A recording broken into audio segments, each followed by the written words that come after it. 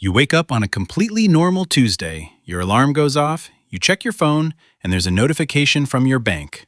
Available balance, $1 quadrillion. At first, you assume it's a glitch. Maybe the banking app is broken. Maybe someone hacked your account. Maybe you're still asleep. You refresh the page. The number doesn't change. Then another notification appears. Congratulations, the funds are legally yours. Before you can even process what just happened, one final message appears. You have exactly 72 hours to spend every dollar. You cannot donate it. You cannot give it away. You cannot transfer it to another person. You cannot burn it. You cannot hide it. Every dollar must be exchanged for something you legally purchase. When the timer reaches zero, every dollar you haven't spent disappears forever. If even $1 remains, you fail. The countdown begins. 72 hours. This sounds easy, until you realize $1 quadrillion isn't just a lot of money. It's more money than your brain can actually imagine. Day 1. Time remaining, 72 hours. Spent, $0. Remaining, $1 trillion. Your first thought? Buy everything you've ever wanted. You purchase the biggest mansion in America, then another. Then another. You order every Bugatti available, every Ferrari, every Lamborghini, private jets, helicopters, mega yachts, luxury watches, rare diamonds, famous paintings, professional sports teams, entire hotel chains, movie studios, and massive shopping malls. Everything screams luxury. After several hours, your accountants finally total everything. You've spent $98 billion. Sounds insane.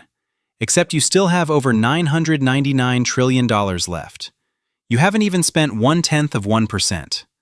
That's when it hits you. Luxury is way too small. You need to think much bigger. You begin buying companies: Apple stock, Microsoft, Amazon, Google, Tesla, banks, airlines, insurance companies, factories, railroads, oil companies, mining companies. Thousands of purchases happen every second. Then, trading suddenly stops.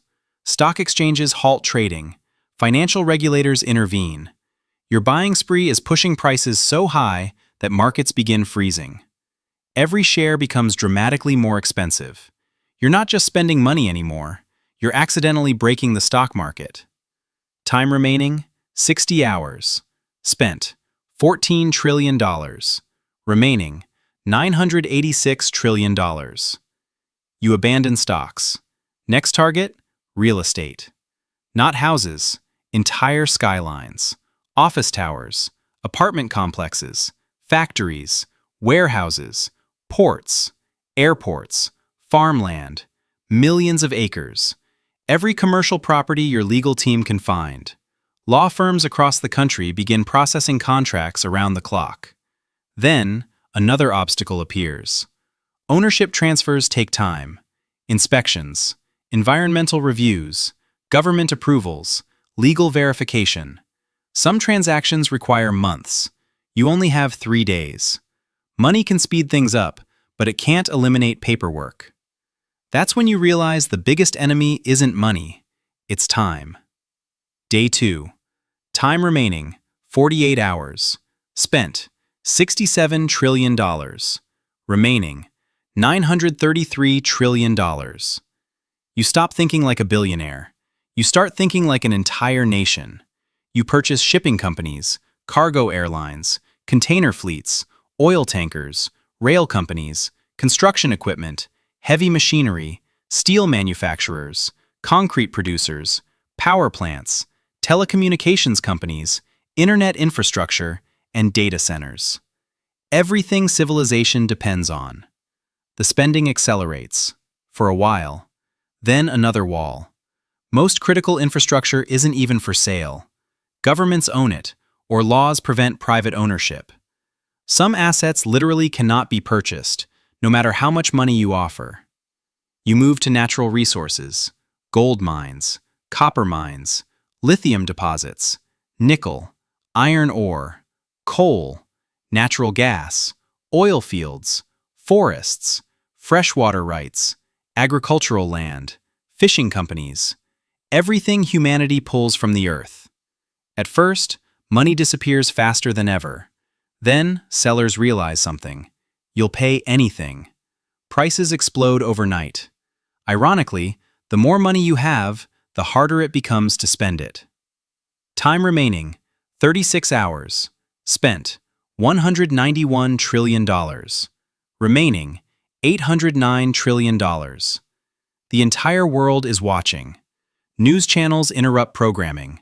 Economists appear on television. Markets become unstable. Currencies fluctuate wildly. Governments hold emergency meetings. Everyone asks the same question. Who is buying the planet? You aren't trying to, but that's exactly what's happening. Your advisors come up with another idea. Buy debt. Government bonds, corporate bonds, municipal bonds, treasury securities, international debt, everything available. For several glorious hours, hundreds of billions disappear every minute. Then, central banks freeze the market. Governments pause bond sales. Financial stability becomes more important than your countdown. Unlimited money still can't force people to sell. Day 3. Time remaining, 24 hours. Spent, $406 trillion. Remaining, $594 trillion. Your advisors haven't slept, neither have you. One exhausted economist finally says something that changes everything. We've been buying wealth. We need to buy production. So you do. Every major manufacturer, every robotics company, semiconductor factories, shipbuilders, chemical companies, machine tool manufacturers, industrial equipment, construction firms, energy companies, everything capable of producing goods. Not because you need them, but because productive businesses hold enormous value. The spending rate jumps again, faster than ever before, until another reality check. Even buying nearly every productive company on Earth still isn't enough. Human civilization simply hasn't created $1 quadrillion worth of transferable assets. Time remaining, 12 hours. Spent, $618 trillion. Remaining, $382 trillion. Desperation begins. You attempt something unimaginable. You offer nations money for territory. Some refuse instantly. Others legally cannot sell land. Many governments simply say no. Countries aren't corporations. Money cannot purchase sovereignty. You pivot again. Space companies, rocket manufacturers, satellite networks, moon mining startups, fusion energy research, artificial intelligence labs, quantum computing companies, biotechnology firms, medical research organizations, universities, the future itself. Still not enough. Time remaining, 1 hour. Spent, $781 trillion. Remaining, $219 trillion. Every second now matters. Billions of dollars must somehow disappear every minute. Lawyers are overwhelmed. Banks are overloaded. Governments have activated emergency financial measures. Entire markets remain frozen. There are simply no more assets large enough to buy. No more sellers. No more time. For the first time, you understand the real challenge. It was never about having enough money.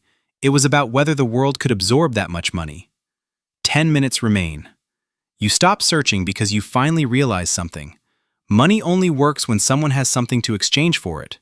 A dollar isn't valuable by itself. It's valuable because someone accepts it in exchange for something real. $1 quadrillion requires $1 quadrillion worth of things to buy. Human civilization simply doesn't have that much available for purchase. Not in 3 days. Maybe not even in decades. 1 minute remains. The countdown reaches 0. Final amount spent, $783.4 trillion. Money remaining, $216.6 trillion. Instantly, the remaining money disappears. No explosion, no dramatic music, just gone. You still own everything you bought. The companies, the factories, the ports, the airports, the power plants, the farmland, and the skyscrapers. Enough wealth to make every billionaire in history seem ordinary. But technically, you failed. Because $1 quadrillion was never meant to be spent. It was meant to reveal something much bigger. People think wealth has no limits. It does. Money is only a claim on real things, and real things are finite. The economy isn't built on giant numbers sitting in bank accounts. It's built on workers, factories, resources, ideas, land, and time. Eventually, even unlimited money runs out of places to go. Because true wealth isn't created by making bigger numbers. It's created by building things that actually exist.